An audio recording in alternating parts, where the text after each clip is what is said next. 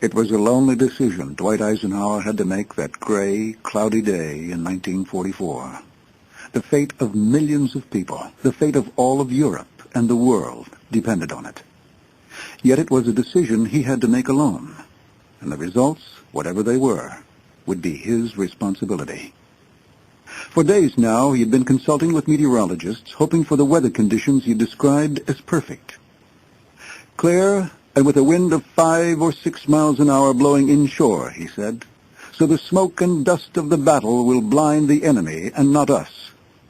Also waiting were the leaders of the Allied forces, including President Franklin Roosevelt and British Prime Minister Winston Churchill, who, with tears in his eyes, had told Eisenhower, "I am in this thing with you to the end, and if it fails, we will go down together." Waiting, too, were the commanders and generals and the divisions of soldiers, millions of American and Englishmen who struggled not to think about the horrors and glories that might lay ahead. To boost their morale, Eisenhower traveled by train through England, Ireland, and Scotland to visit 26 divisions, 24 airfields, 5 naval vessels, and several hospitals and ships.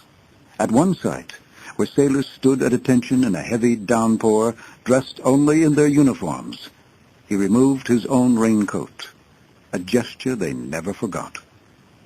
When Eisenhower talked to his men, he talked of their plans for when the war was over. He also ordered his subordinates to move about their troops and talk to them, and in this way a warm sense of unity and teamwork had developed among the men. They were men who knew that one way or another they were about to make history. They were the players in what was to be the largest military invasion the world has ever known, Operation Overlord. Planning for Operation Overlord had taken a full year. Thousands of details had been involved, including forming a staff, gathering data, and procuring millions upon millions of tons of supplies and equipment. All of this had to be transported and housed, as did the men themselves. Artificial harbors were built so the constant stream of supplies could be efficiently delivered. Then there were the military strategies themselves. Beginning in spring of 1944, squadrons of bombers were sent out to destroy vital bridges, rail centers, and factories to disrupt German supply routes and sources. Then intelligence reports showed that the Germans were erecting obstacles at many of the possible landing sites in France. So the Allies built replicas of these obstacles, underwater minefields, barbed wire tangles, concrete pillboxes, high stone walls, booby traps in sand, and anti-tank ditches. And then they devised new equipment and trained their men to overcome the obstacles. Besides all of this, the armies and navies of the United States, Great Britain, and other allies had to be coordinated to ensure they worked smoothly as one force. Operation Overlord was a gigantic task from beginning to end, and all of it was under the command of General Dwight Eisenhower, or as he was known to almost everybody, Ike. Even Prime Minister Churchill called him Ike. In response, Eisenhower called Churchill Prime. Eisenhower had arrived in England in January, 6 months before the invasion was scheduled to begin. His offices were called SHAEF, an acronym for Supreme Headquarters Allied Expeditionary Force. SHAEF was located in some dingy brick buildings in the English woods near London, camouflaged with the usual leaf and dirt-brown nets designed to confuse enemy pilots. Its location was supposed to be secret, but it didn't take long for the press and public to figure out something important was taking place under those leaf-strewn roofs. VIPs went back and forth. A 10-foot-high wall surrounded the area, and it was guarded by white-gloved, white-helmeted MPs, whom the press nicknamed Ike's Snowballs. The landing sites of Operation Overlord could be kept secret, but the expedition itself was far too large to escape the attention of the Nazis. Eisenhower decided to use its size to his advantage, launching a propaganda campaign aimed at intimidating and confusing the enemy. Allied radio stations continuously blared reports of an imminent invasion. Rumors were spread that the Allies intended to invade Norway, or that the entire force would be concentrated on Calais, a French seaport across the channel from Dover. On several occasions, Eisenhower sent armadas steaming across the Channel, and as the Nazis' alarms rang out and their men sprang into battle positions, the ships would simply turn around and calmly head back for England. Soon, the German lookouts on the coast of France grew careless and stopped sounding the alarms. Operation Overlord, the gigantic final effort to stop the Nazis, was based on a 7-step plan, of which the invasion of Normandy from across the English Channel was step 1. The following steps were: amass resources in northwestern France for a major battle against the Germans, who would attempt to encircle the Allies. Send one of 2 Allied armies to the left to capture ports and reach the German border. Send the other army to the right to join forces with an expedition invading Germany from southern France. Create a new base on Germany's western border and keep the Germans off balance with a relentless offensive.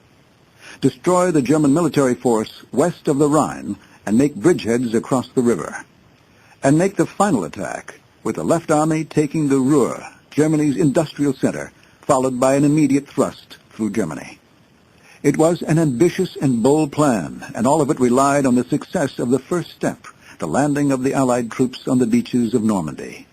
That landing, which had been dubbed D-Day, was scheduled for either June 5th, 6th, or 7th, depending on the weather.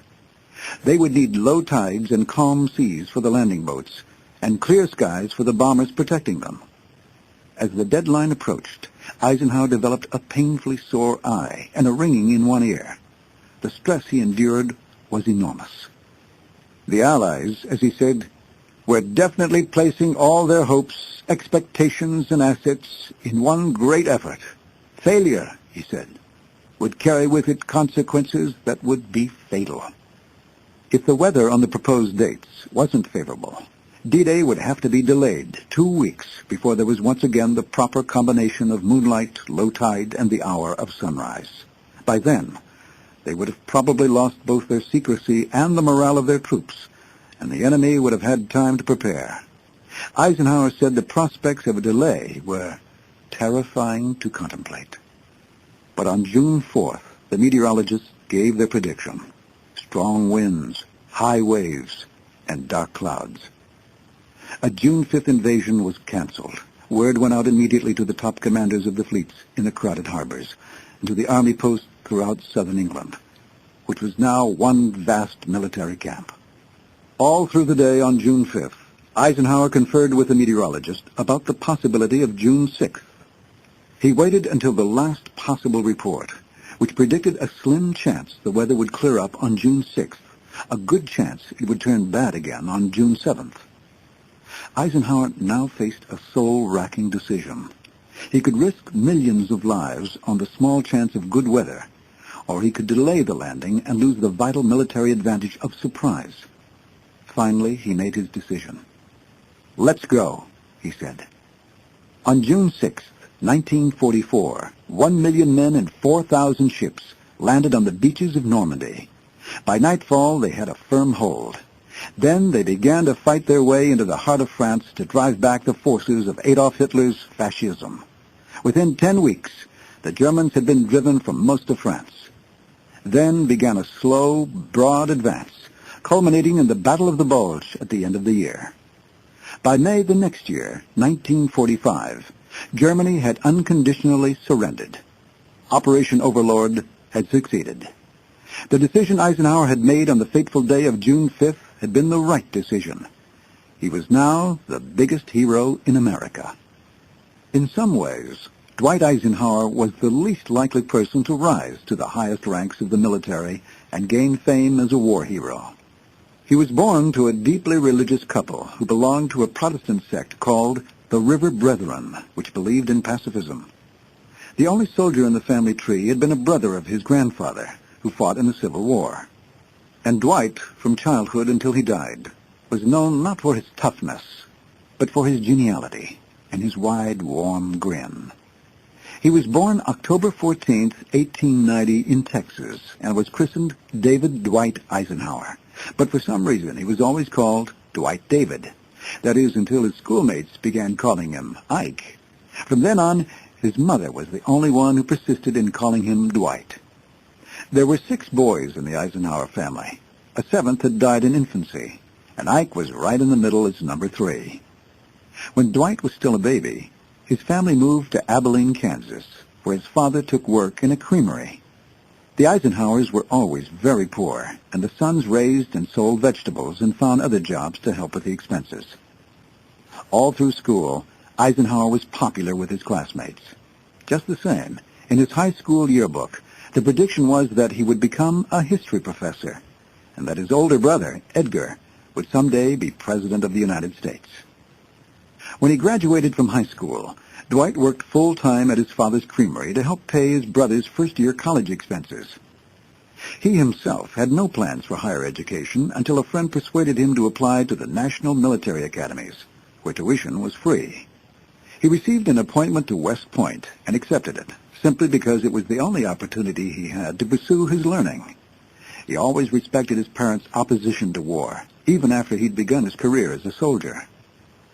At West Point, Eisenhower was an outstanding football player, but his hopes of becoming a star halfback were destroyed when he suffered a knee injury on the field. He graduated when he was 25 years old, 61st in a class of 164, and was assigned to Fort Sam Houston in the state of his birth, Texas. The most important thing that happened to Eisenhower at Fort Houston was that he met a visitor from Denver named Mamie Geneva Dowd and began squiring her around to the social gatherings at the base. Mamie was the daughter of a wealthy Denver meat packer, a girl so pretty and lively that early on everyone had agreed that her real name, Marie, was far too subdued. The day after he met her, Ike called her 15 times until he finally found her home and could arrange a date for her first free evening, 4 weekends later. Within a year, on the same day he was promoted to first lieutenant, they were married. Eisenhower took her home to meet his family, and they took to her immediately. The only complaint his mother ever had about Mamie was that she called him by the nickname Ike. Sometime later, when the newlyweds were on vacation, Mamie sent Eisenhower's mother a postcard that was answered with a short note. "I'm very glad you're having a good time, but who is this Ike you're traveling with?"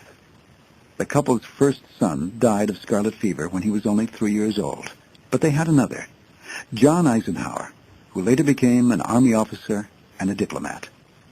It was his son David who married Julie Nixon, the daughter of Eisenhower's Vice President Richard Nixon. Like most military families, the Eisenhowers were continually on the move from post to post and house to house. It would be over 40 years before they had a permanent house to call their own. Eisenhower's military career built slowly but steadily, started in obscurity, and ended in glory. Although he applied for overseas combat service during World War I, he was instead put in charge of tank training programs near Gettysburg, Pennsylvania. When the war was over, he was sent to the Panama Canal Zone to serve under Brigadier General Fox Connor, a man who greatly influenced him. Eisenhower, who was then 28, was deeply impressed with Connor's self-discipline and attention to detail.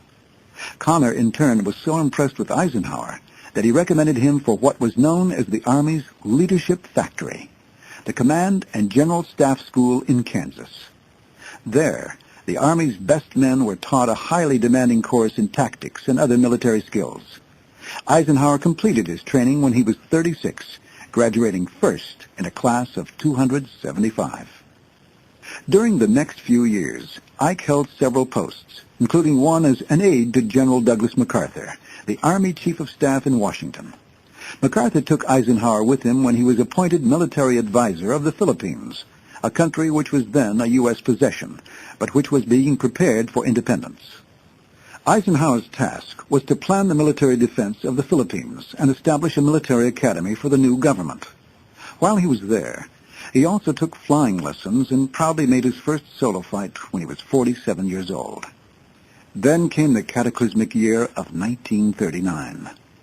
In the first years of World War II, only Great Britain and France were fighting Germany, which was later joined by Italy and Japan to form the Axis powers.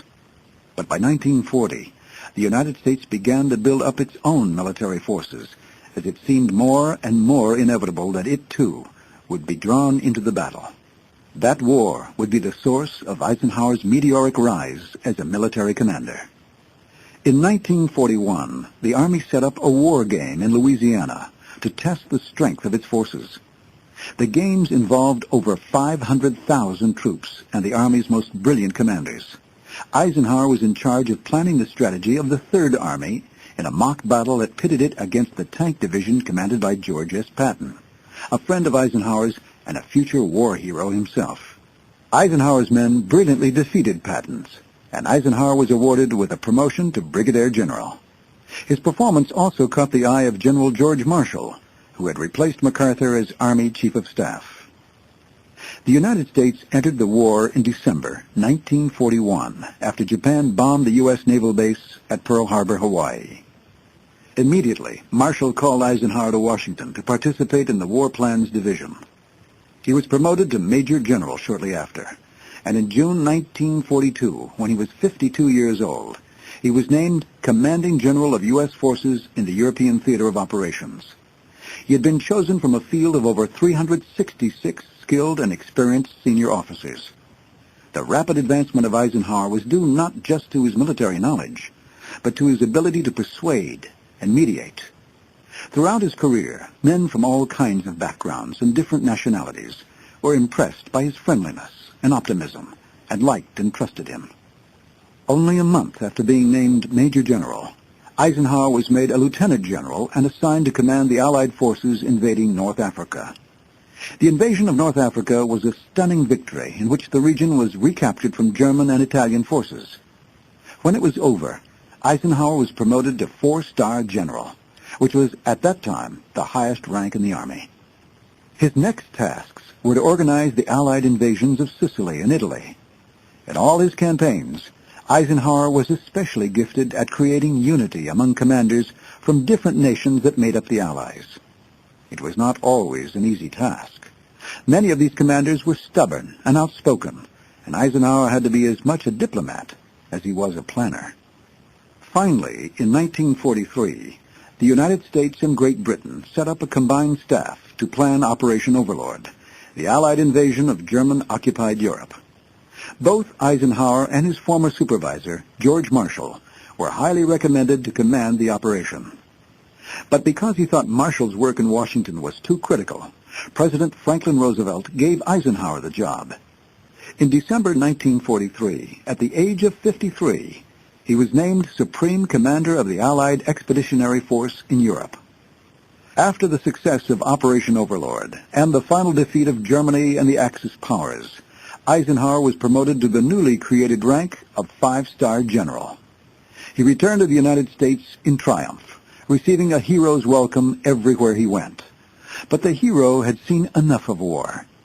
His only goal after the war was to retire from the military and find a quiet civilian position somewhere. It was not to be. Only 6 months after he returned home, Eisenhower was called on to replace Marshall as Army Chief of Staff and help the military make the delicate transition from wartime to peace. He took the position out of a sense of duty and began a program of slowly disbanding the armed forces to keep the nation strong while gradually shifting it towards a peacetime military. It took almost 3 years for that transition to complete itself, and then he did what he intended to do from the beginning. He retired from the Army and took a civilian post as president of Columbia University in New York City. He also wrote a book about his wartime experiences called Crusade in Europe, which astonished him by becoming a bestseller and making him a wealthy man overnight. It seemed that nothing could keep Dwight Eisenhower out of uniform for long. By the end of the 1940s, the Soviet Union had established communist governments in most countries of Eastern Europe. In response, the United States and Canada joined several Western European nations to form a military alliance known as NATO, the North Atlantic Treaty Organization. President Harry Truman asked Eisenhower to serve as the Supreme Commander of NATO forces in Europe, which included troops from all the varied nations which were members. It was a unique opportunity, the molding of an international army, and Eisenhower eagerly accepted it. He knew, as most others did, that his experience in organizing and unifying the Allied forces of World War II had well prepared him for the task. But NATO was to be his last military work. Soon and unexpectedly, a new career called politics. Dwight Eisenhower had never intended to enter politics and certainly never planned on running for the presidency. But in 1950, deep divisions began to form in the United States over the Korean War. Many Republicans supported America's involvement in aiding South Korea against the Communist North. But a group of conservative Republicans, led by Senator Robert Taft, wanted to withdraw from the war. Eisenhower disagreed with Taft. It was his belief that the United States couldn't ensure its own peace and freedom while remaining aloof from the problems facing the rest of the world. Republicans began to pressure him to run for office, arguing that he had enough popularity to unite the party again and to settle the issues dividing the nation. Meanwhile, the Democrats urged him to join their party. The decision Eisenhower finally made was based on his strong belief in the two-party system and his concern that there hadn't been a Republican president in 20 years. He agreed to join the Republican Party, but at first he refused to run. To begin with, Eisenhower didn't want to run against Truman, a man he'd worked with and whose defense policies he'd helped design.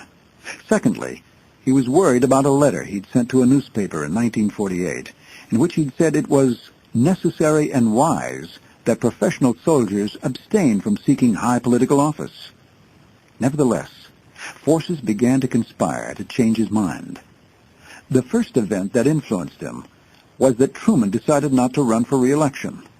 Then groups called Ike Clubs began to spring up all over America in support of his candidacy. Everywhere he turned, he was being encouraged, even expected, to run for the presidency. Unable to resist the tide, he decided that a soldier's duty might also include service in the White House, and declared himself a candidate for the Republican presidential nomination. At the Republican National Convention in 1952, Eisenhower won the nomination on the first ballot. The vice presidential candidate was Richard Nixon, then a senator from California. Their Democratic opponents were Adlai Stevenson and his running mate, Senator John Sparkman. The campaign began slowly with Eisenhower complaining about how reporters always talked about his friendly grin instead of his experience. "As if I didn't have a brain in my head," he grumbled. His campaign speeches pledged that he would fight communism and that he would go to Korea to help end the war. One of the greatest supporters Eisenhower had was the new medium of television. It showcased his geniality and dignity far better than the intellectual wit Stevenson was known for. But most important was Eisenhower's legacy from the war, the experience and integrity that Americans still remembered and respected. He won the election with 34 million popular votes, 55% of the ballots cast. Eisenhower served 2 terms as president between the years of 1953 and 1961. For a military man, he was decidedly unmilitary in his style of administrating. He delegated wide powers to his aides, commenting, "This idea that all wisdom is in the president, in me, that's baloney." He made each cabinet officer and assistant responsible for an area of government, chose officials for their managerial skills and strong convictions, and warned them not to bother him with anything they couldn't handle themselves. Eisenhower called his administration modern republicanism and liked to describe himself as a middle-of-the-roader. He asked for a reduction in government spending and only involved himself with the Congress if the programs were ones he felt were essential. He reorganized the armed forces so that although there were fewer forces, there was a greater emphasis on nuclear weapons. Not surprisingly, Eisenhower emphasized close cooperation with the nation's allies. One of the most troublesome issues during Eisenhower's first administration was the rise of a Republican senator from Wisconsin named Joseph McCarthy, who headed a subcommittee that spearheaded a virtual witch hunt of communists in the government and the arts. Eisenhower strongly disliked McCarthy, but refused to criticize him in public, saying, "I don't want to get in the gutter with that guy."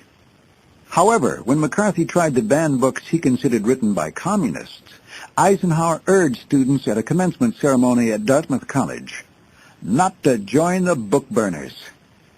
As the president had expected, the Senate itself soon pulled the reins in on McCarthy, condemning him for conduct unbecoming a senator.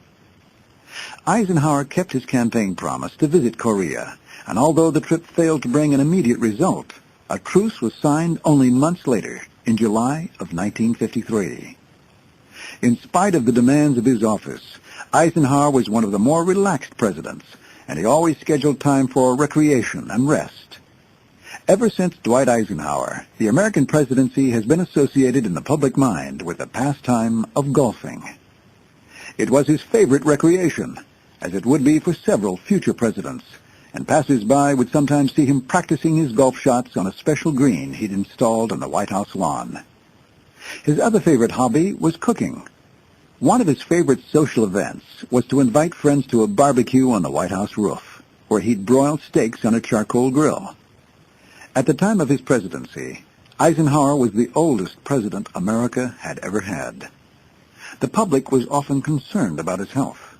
He suffered a heart attack during his first term, near his 65th birthday, and shortly after required surgery for an intestinal disorder called ileitis. During his second term, he suffered a mild stroke, but each time he continued to work from his hospital bed and made a quick recovery. In spite of his age, he had all the energy necessary to apply himself to the critical issues of America in the decade of the 1950s. Civil rights was just becoming a crisis during the Eisenhower years, and although he was not very passionate about the cause, he did favor a deliberate and orderly end to racial discrimination. He sent the National Guard into Little Rock, Arkansas, when its governor defied a federal court order to integrate its high schools. Eisenhower said his action was based on the simple desire to prevent further civil disorder. To the principles of the cause, he seemed to remain indifferent. Following his move in Arkansas, Congress enacted federal civil rights legislation that paved the way for the energetic civil rights movement of the 1960s. The real tension in the Eisenhower years was not at home, but with the Soviet Union and its explosive, unpredictable leader, Nikita Khrushchev. Hostilities and competition between Russia and the United States reached a pinnacle in the 50s, helped along not just by military issues, but by the race to explore space. When the Russians sent Sputnik, the first artificial satellite, into space, Americans were shocked that the Soviets had beaten them in technology, the area of its greatest pride. In response, Eisenhower made two moves that went against his usual cost-cutting policies. He financed an all-out effort to catch up with Soviet space technology, which resulted in the founding of NASA, the National Aeronautics and Space Administration. And he provided federal assistance to schools in support of science education. The U.S. space program got off to a fast and dramatic start. The first American satellite, Explorer 1, went into orbit only 4 months after Sputnik had been launched. In 1959, Khrushchev and Eisenhower reached an agreement on an exchange of visits, starting with Khrushchev's visit to America in fall of that year. He was the first top Soviet leader to ever visit the United States.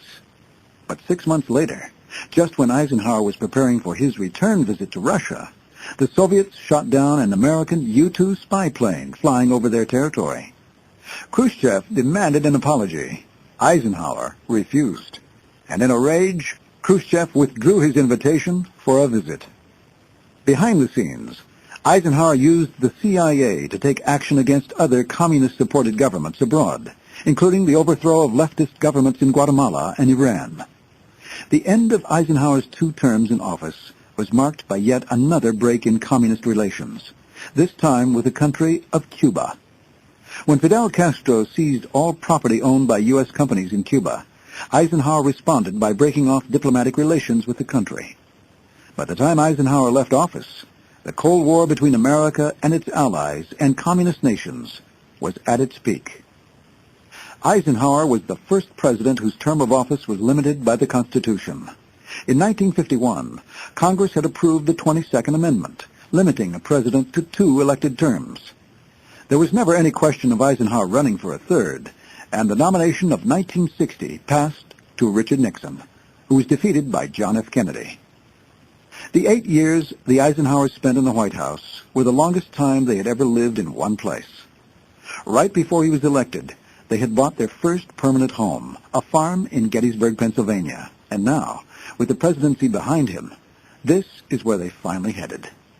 During the 8 years he spent on the farm, Eisenhower raised cattle and wrote 3 books of memoirs. When asked if leaving the White House had affected his golf game, he replied, "Yes, a lot more people beat me now." After a series of heart attacks, he died of heart failure on March 28, 1969, at the age of 79. Today, Dwight Eisenhower is remembered both for his presidency and for his superb leadership during one of the most critical moments of American and world history, World War II. Eisenhower's military gifts weren't on the field. They weren't the kind that sparkled during the heat of battle with brilliant and daring maneuvers or bold, risky strategies. Instead, he was an organizer, one of the greatest military organizers the world has ever known. He was the perfect executive with the unique ability to inspire others to cooperate, to encourage people to use their talents to the fullest, and to rally spirits and morale when progress seemed low or victory elusive. He served as planner, conciliator, compromiser, and public relations figure. His manner, friendly, open, one of the guys, did as much to motivate his men to follow him as his expertise. It is not an exaggeration to say that Eisenhower is the one who held the Allied forces together with his own personality, energy, and abilities as the glue.